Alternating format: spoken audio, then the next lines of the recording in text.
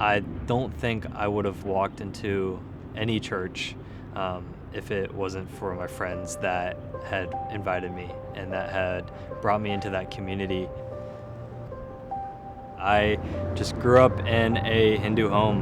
My parents weren't very religious, but we always touted ourselves as Hindus and believing in Hindu gods and religion. I guess I just never really felt super interested or felt like I believed it.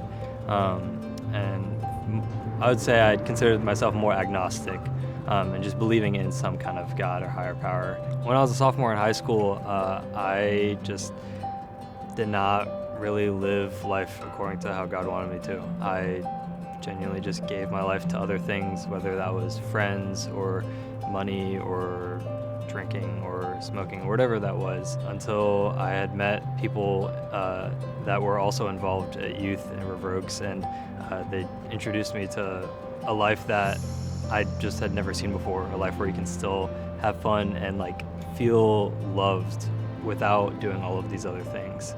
I started to learn more about the truths that God tells us, how He loves us unconditionally, even though we don't deserve it, and how we're saved from the things that we do deserve. River Oaks had a YWAM launch event, so I went, and I remember they had worship music, and they told the gospel and what it looks like to spread the gospel. Someone named Hans came up to me, who is from YWAM Orlando, and he says, "Hey, I don't know why, but I just feel like I should come talk to you, and I should get to know you." He feels like God is telling him something to say to me. And in my mind, I'm like, this is wild. That night, I prayed that God would enter my life and that I could give my whole life to Him for the rest of my days.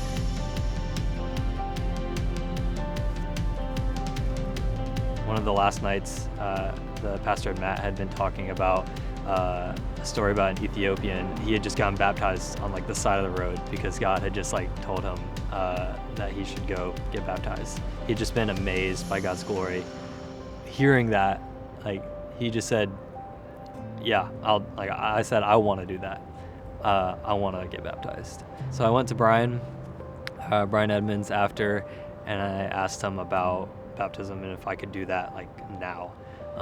So the next day we go out into the ocean. That next morning the waters were so rough, and each of us, there were 4 of us that went out to the ocean, and one by one we got dunked and was raised, and it was just amazing. I felt so much of God's presence. It's I can see it right now.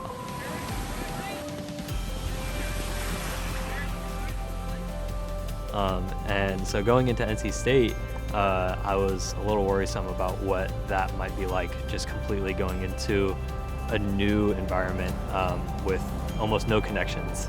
I got really involved into Young Life College here, and they also give the opportunity for college students to lead either other college students or high school students or middle school students.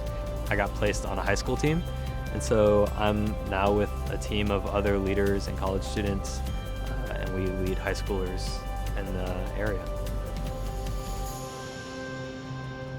River Oaks especially has been doing such a good job in fostering to the generations that are to come and to lead the next generation.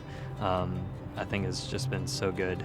I think it really shows about God's faithfulness in generational believers.